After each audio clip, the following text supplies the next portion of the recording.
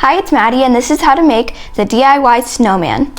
So first you are going to get your white clay and you are going to knead it until it is very soft.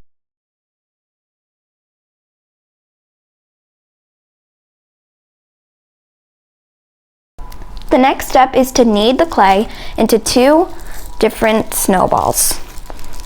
One for the head and one for the body. Next, you are going to put the smaller one on top to form the head and gently press it down.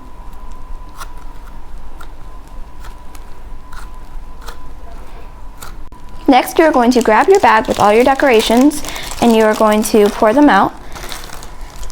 And you will have one nose, one hat, two eyes, three buttons, and two arms. You are going to gently press the snowman's accessories to enter the snowman's body. Now you're going to wait for 24 hours for it to dry.